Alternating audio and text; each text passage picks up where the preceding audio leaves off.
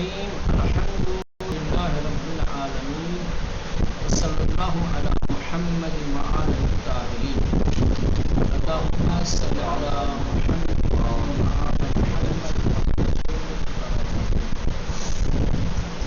نہج البلاغہ کے کلمات انتصار کے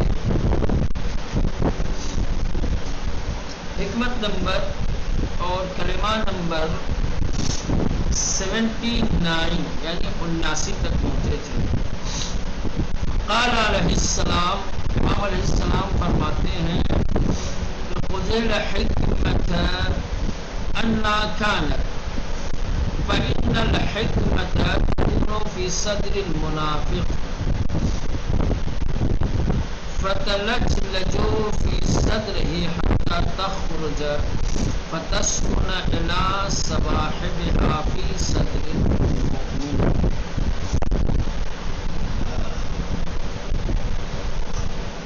خذ الحکمہ، اخذ یا اخذ لینا، ٹھیک، اخذ کرنا. حکمت جانتے ہیں دانائی کی بات، عقل مندی کی بات، منفعت والی بات. انا کانت، انا یعنی جہاں کہیں بھی ہو. اس کے بعد فإن الحکمۃ تکون فی صدر المنافق، صدر یعنی سینہ. منافق جانتے ہیں دو چہرے والا، دو روح والا.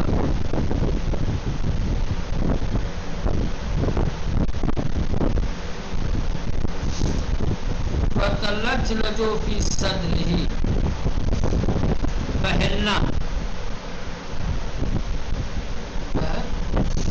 بہلنا، ٹھہرنا، قرار پانا. یہاں کیا ہے بے چین رہنا، بے چین رہنا، مضطرب ہونا. ٹھیک ہے، چلے. امام فرماتے ہیں خذ الحکمہ انا کانت، حکمت کوئی بات جہاں سے بھی تمہیں ملے لے لو. حکمت لینے میں کسی کا چہرہ مت دیکھو، کسی کا مسلک مت دیکھو. ٹھیک، کسی کی ذات پات مت دیکھو. حکمت جہاں کہیں سے بھی ملے اسے لے لینا چاہیے. فإن الحکمۃ تکون فی صدر المنافق، کیونکہ حکمت منافق کے سینے میں بھی ہوتی ہے. تو آپ یہ کہہ کہ بھائی یہ بندہ منافق ہے، حکمت کی بات اس سے چھوڑ دو، پھرتے ہو بہت ساری حکمتوں سے محروم رہ جاؤ. ہو سکتا ہے کچھ حکمت کی باتیں منافق کے سینے میں ہو جو ہمارے پاس نہ ہو. اگر ہم منافق کو منافق سمجھ کر کے چھوڑ دیں گے پھر ہم اس حکمت سے کیا ہو جائیں گے؟ محروم ہو جائیں گے. مومن حکمت سے اپنے آپ کو محروم نہیں رکھتا ہے. اصل حکمت مومن کا ہی سرمایہ ہے، مومن حقدار ہے حکمت کا. اب یہ غلط جگہ تک پہنچ گئی ہے، ٹھیک، وہاں سے مل رہی ہے. مومن کو اسے چاہیے کہ قبض کر لے، لیکن فرق ہے. حکمت مومن کے دل میں بھی ہوتی ہے اور منافق کے دل میں بھی ہوتی ہے. لیکن منافق کے دل میں حکمت بے چینی پیدا کرتی ہے، اضطراب پیدا کرتی ہے. لیکن وہی حکمت جب مومن کے دل میں آتی ہے تو مومن کے قلب کے سکون کا ذریعہ بنتی ہے. مومن بصورت حکمت اس کا حصہ ہے، حکمت اس کا حق ہے، اور حکمت کے ذریعے سے اسے دل کے آرامش اور سکون ملنے والا ہے. تو حکمت لے کر کے چاہے اپنے سرمایے کو لے کر کے اس کی جگہ پر رکھ کر کے اپنے دل کو مطمئن کرنا چاہیے. یہ امام فرماتے ہیں کہ خذ الحکمۃ انا کانت، حکمت جہاں کہیں بھی ہو اسے لے لو. حکمت کی بات جہاں سے ملے اسے حاصل کر لے لو. فإن الحکمۃ تکون فی صدر المنافق، کیونکہ حکمت منافق کے سینے میں بھی ہوتی ہے۔ فتلجلج فی صدرہ، بس حکمت منافق کے سینے میں بے چینی پیدا کرتی ہے۔ کب تک بے چین رہتا ہے منافق؟ جب تک کہ اس کے سینے سے نکل کر ایک صحیح بندے کے سینے تک منتقل نہیں ہوتی ہے۔ جب تک کہ مومن کے سینے، کیونکہ اس کا صاحب، اس کا حقدار مومن ہے، سمجھ رہے ہیں؟ حکمتوں کا مسکن قلب مومن ہے۔ جب حکمت قلب مومن میں آتی ہے، خود حکمت اپنی صحیح جگہ پر پہنچتی ہے، ٹھیک، اور مومن بھی مطمئن ہوتا ہے، اسے بھی سکون ملتا ہے۔ جب کوئی چیز غلط جگہ پر ہوتی ہے تو خود وہ چیز بھی خطرے میں ہوتی ہے، ٹھیک، اور جہاں رکھی گئی ہے وہ بھی مسترب ہوتی ہے۔ بھائی حکمت کا مقام، حکمت کا مسکن قلب منافق نہیں ہے، قلب مومن ہے۔ لیکن ایسا نہیں ہے کہ منافق کے دل میں حکمت نہیں آ سکتی یا حکمت نہیں ہوتی ہے، لیکن وہ حکمت زیادہ دنوں تک ٹھہرتی نہیں، اور جب تک رہتی ہے منافق کے دل میں، منافق کو بے چین کی رہتی ہے، مختلف کی رہتی ہے، پریشان ہوتا ہے۔ جب وہ کسی مومن کو وہ حکمت دیتا ہے اور مومن وہ حکمت دے دیتا ہے، اور پھر وہ حکمت منتقل ہو کر کے مومن کے دل میں آتی ہے، جا کر کے منافق کو چھین لیتا ہے۔ تو یہ کام فرما رہے ہیں کہ لیکن جب تک اس کی زبان سے نکل کر،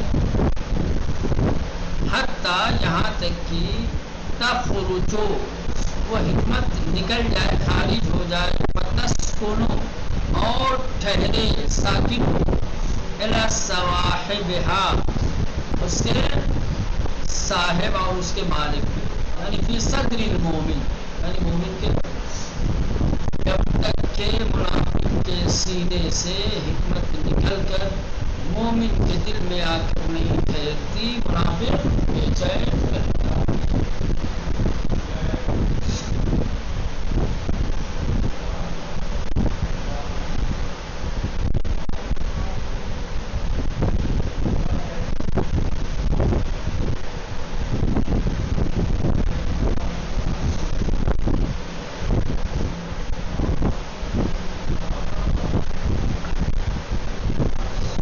اس کے بعد حکمت نمبر 80، امام فرماتے ہیں الحکمت دالۃ المؤمن وخذ الحکمت ولو من اہل النفاق۔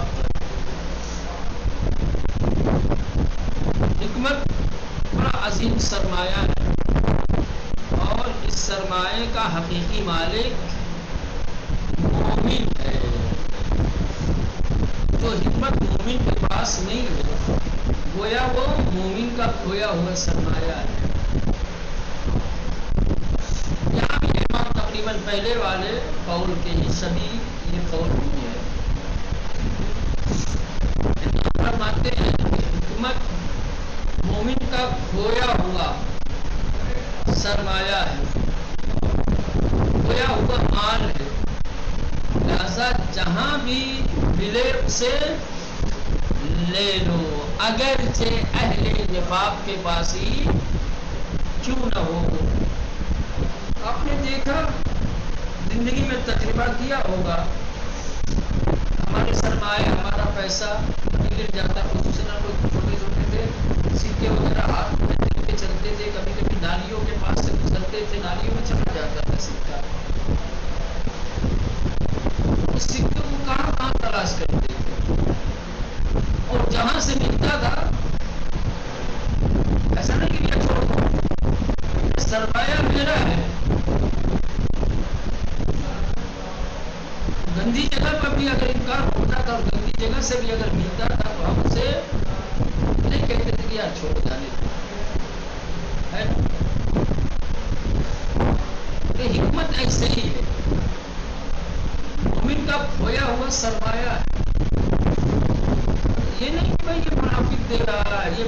دے رہا ہے، یہ مشرک دے رہا ہے، یہ کافر کے پاس ہے نا. حکمت جہاں کہیں سے بھی ملے، علم و حکمت کے سلسلے میں ہمارے دین نے، ہمارے مذہب نے صاحبان ایمان کو آزادی دی ہے. جہاں سے بھی حکمت کی بات ملے اسے لے لینا چاہیے، چاہے منافق کے سینے سے ہی کیوں نہ ملے. یہ ایک طریقے کی یہ بھی کہہ سکتے ہیں آپ تشویق و ترغیب تحصیل حکمت ہے. یعنی اسلام اس قدر لوگوں کے اندر علم و حکمت کی تحصیل کی ترغیب اور تحریص پیدا کرنا چاہتا ہے کہ تحصیل علم میں وہ اصلاً دیکھے ہی نہ کہ کہاں سے مجھے مل رہا ہے. اتنا حریص ہونا چاہیے مومن تحصیل حکمت میں، تحصیل علم، کہ جہاں سے بھی اسے ملے تو اس کے لیے کوشش کرے، اسے پانے کی، اسے لینے کی کوشش کرے. دوسرے مسائل میں انسانوں کو دیکھو، اس کے مذہب کو دیکھو، اس کے فکر کو دیکھو، لیکن علم و حکمت میں یہ دیکھنے کی ضرورت نہیں ہے. حکمت بہت بڑی چیز ہے. صرف یہ ایسا نہ ہو کہ علمی مسائل میں بھی تم مذہب، مسلک، رائے، نظریہ دیکھنے لگو اور اس حکمت سے محروم ہو جاؤ. تم مومن ہو، حکمتوں پر پہلا حق تمہارا ہے. قلب منافق میں ہے تمہارا حق ہے. چہرہ دیکھو گے، اس کی رائے دیکھو گے تو محروم رہ جاؤ. مومن حکمت سے محروم نہیں ہونا چاہیے. مومن کو حصول حکمت کے لیے کیا ہے؟ حریص ہونا چاہیے. جہاں کہیں سے بھی مل ایک طریقے سے حکمت کے حاصل کرنے اور اسے اخذ کرنے کی ترغیب و تشویق بھی اس حدیث کے اندر ہے. اور اس کے بعد حکمت نمبر 81 امام فرماتے قیمت کل امر ما یحسنو.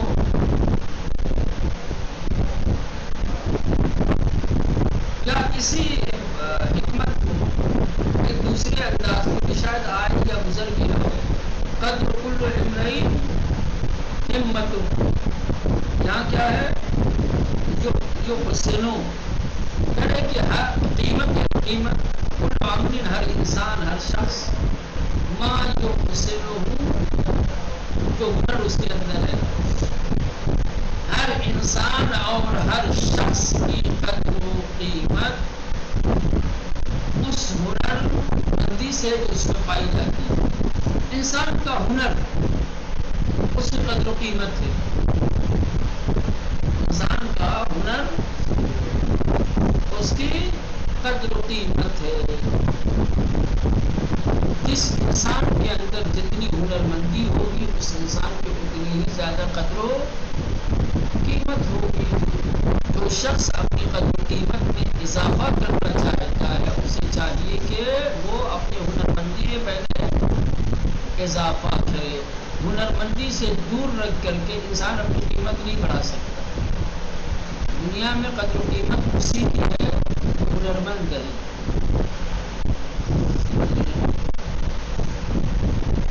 جس کے اندر جتنی زیادہ ہنر مندی ہے وہ اتنا ہی قیمتی ہے. یہ تو تمام مسائل میں ہے. آپ دیکھ لیں دنیا ہے نا، تمام آپ کیا فلم انڈسٹری کی دنیا کو دیکھ لیں، اسپورٹ کی دنیا کو دیکھ لیں، تجارت کی دنیا کو دیکھ لیں، ہے نا، تحقیقات کی دنیا کو دیکھ لیں، علم حکمت کی دنیا کو دیکھ لیں. اس کے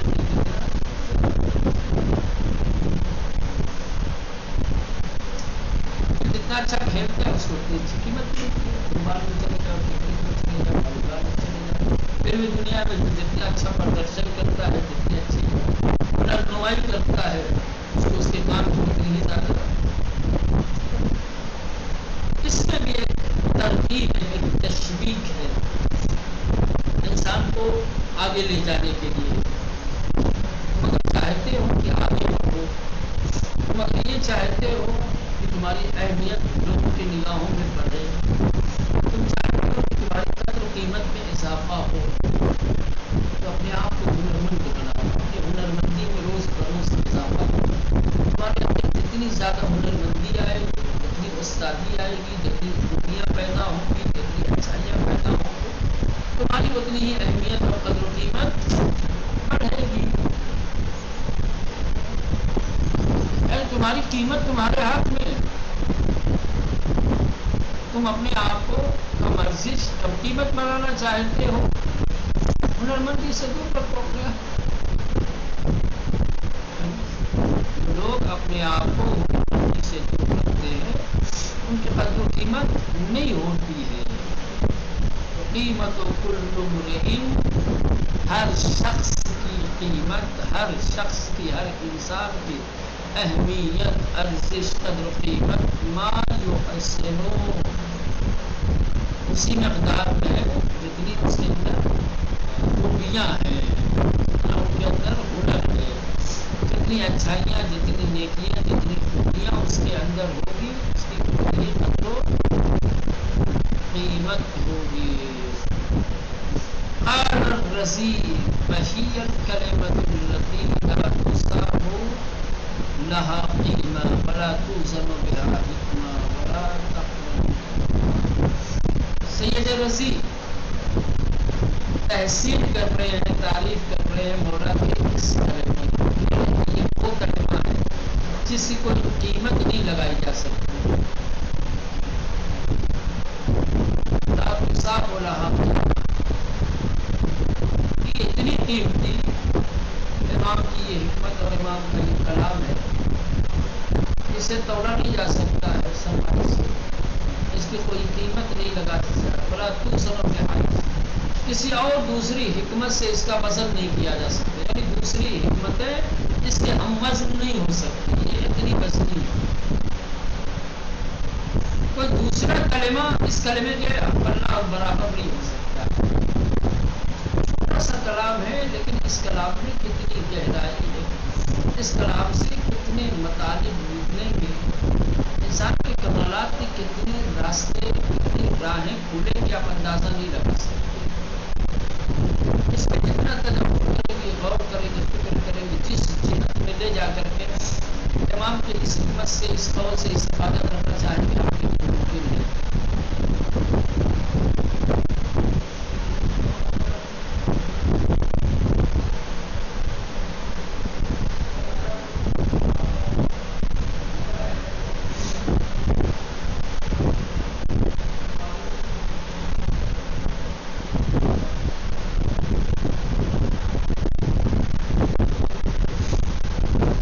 اس کے بعد حکمت نمبر 82، جس میں امام نے 5 نصیحتیں کی ہیں.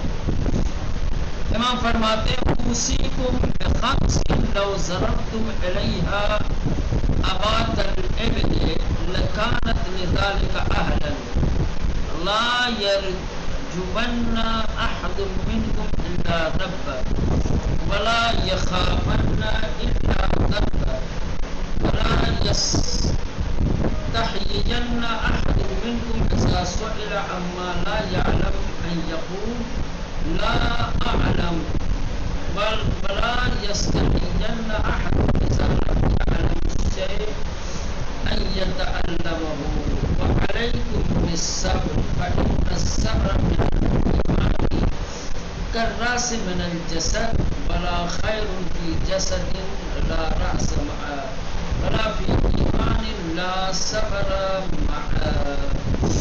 بڑی گرا قدر اور بہت ہی عظیم وصیتیں ہیں امام کی. 5 چیزوں کی وصیت. اوصی میں وصیت کرتا ہوں آپ لوگوں کو، میں تم لوگوں کو وصیت کرتا ہوں بخمس 5 چیزوں کی. لو ضرب الیہا ابات الابل لو ضربتم اگر تم انہیں حاصل کرنے کے لیے اونٹ کو ایڑ لگا کر تیزی کے ساتھ دوڑاؤ تو یہ تمہارے لیے مناسب ہے. وضاحت کرنی پڑے گی. یعنی یہ 5 نصیحتیں اتنی قیمتی ہیں, اتنی ارزش رکھتی ہیں کہ جس طریقے سے کسی بڑے سرمایہ کو, بڑی قیمتی چیز کو پانے کے لیے اونٹ کو ایڑ لگا کر کے اپنے آپ کو زحمت میں ڈالا جاتا ہے. قدیم زمانے میں جو ریس لگائی جاتی ہے, اونٹوں کی پشت پر بیٹھ کر کے اونٹ کو ایڑ لگا کر کے تیز بھگایا جاتا تھا تاکہ وہ دوسروں سے آگے نکل کر کے کامیاب ہو جائے. اسی میری یہ 5 نصیحتیں اتنی قیمتی ہیں کہ ان نصیحتوں کو پانے کے لیے اگر تم اونٹ کی پشت پر بیٹھ کر ایڑ لگا کر تیزی سے دوڑاؤ کہ یہ حکمتیں مل جائیں تبھی تمہیں یہ کرنا چاہیے. 5 نصیحتوں کی قدر کو جانو, اس کی اہمیت کو سمجھو. یہ 5 نصیحتیں کتنی فضلی ہیں, کتنی قیمتی ہیں. لا یرجون امید کرنا, رجا امید, احد منکم تم میں سے کوئی ہے, یخافن خوف ڈرنا, ٹھیک, ذنب یعنی گناہ, ولا یستحیین حیا کرنا, شرم کرنا.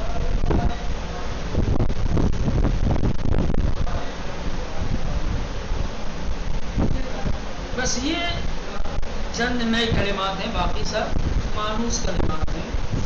امام فرماتے اوصیکم بخمس, میں تمہیں 5 چیزوں کی وصیت کرتا ہوں, میں تمہیں 5 نصیحتیں 5 وصیتیں کرتا ہوں. لو ضربتم الیہا, ان 5 نصیحتوں کو پانے کے لیے اگر تم اباطل الابل اونٹ کے مہمیز لگاؤ, اونٹ کو ایڑ لگا کر تیزی سے ہٹاؤ, لکانت لذالک اہلا, تو تمہارا یہ عمل حکمتوں کے پانے کے لیے مناسب ہوگا.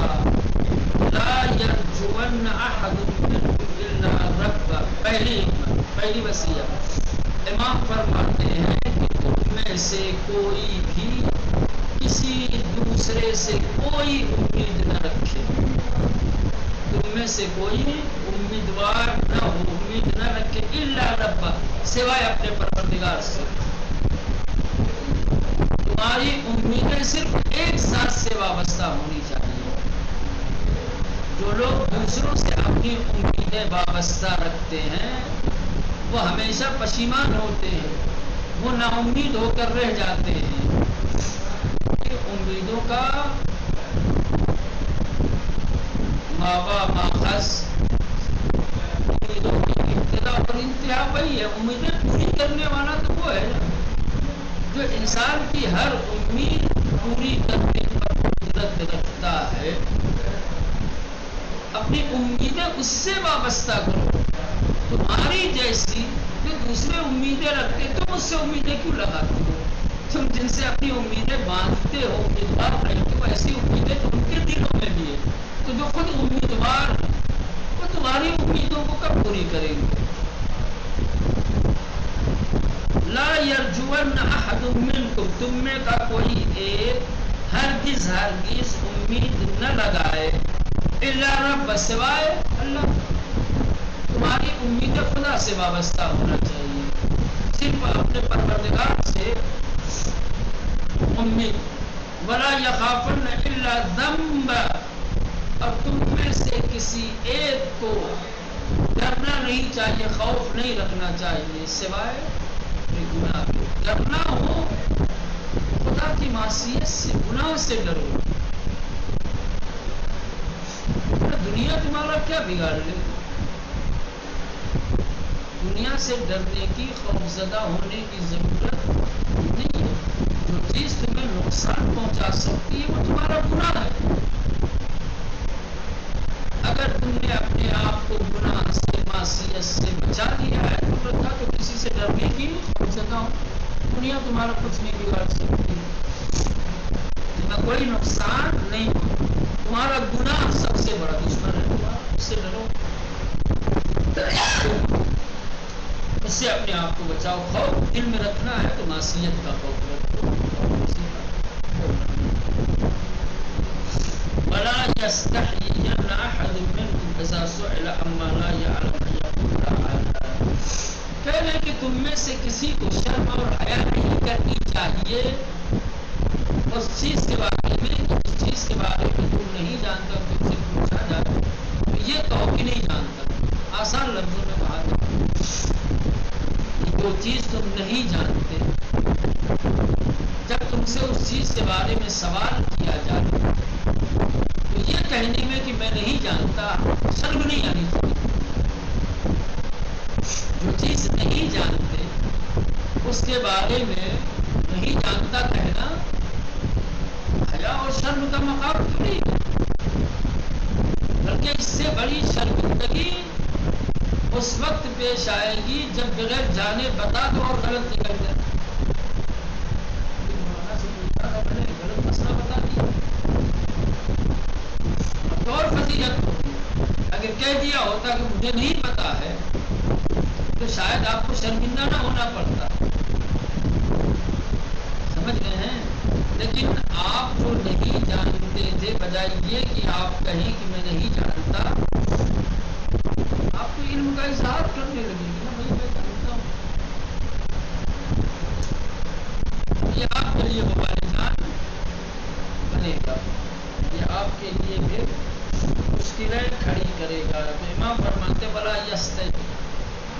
يَسْتَحْيِيَنَّ أَحَدٌ مِّنْكُمْ، تم میں سے کسی ایک کو ہرگز حیا نہیں آنی چاہیے، شرمانا نہیں چاہیے. اذا سئل، جب سوال کیا جائے، پوچھا جائے، اما، اس چیز کے بارے میں، لا یعلم، جس کے بارے میں نہیں جانتے. جس چیز کے بارے میں تم نہیں جانتے، جب اس چیز کے بارے میں سوال کیا جائے تو شرم و حیا نہیں آنی چاہیے. اس بات میں کہ نہیں یقول، کہ تم کہو لا عالم، میں نہیں جانتا. لا عالم کہنے میں شرمانا نہیں چاہیے جب نہیں جانتے.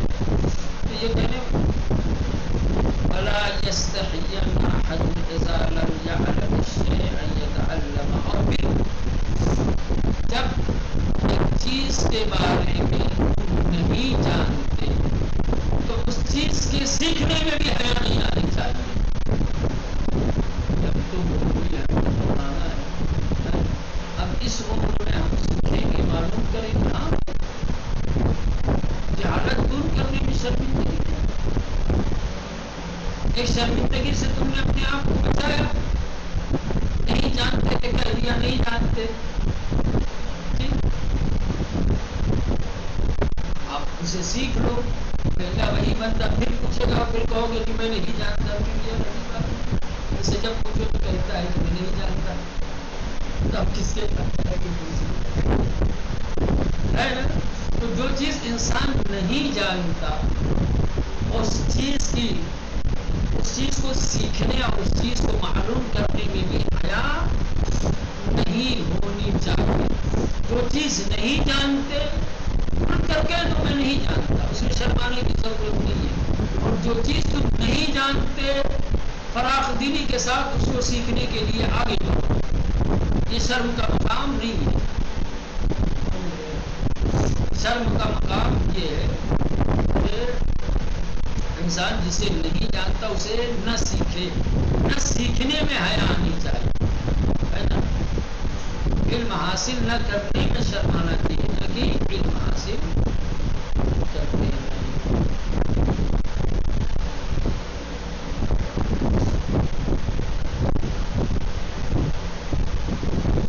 وعلیکم بالصبر،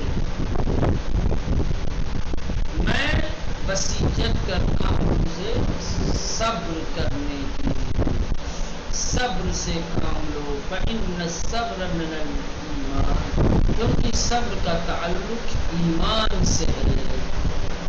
صبر کی نسبت ایمان کے ساتھ ایسے ہی ہے جیسے سر کی نسبت بدن کے ساتھ۔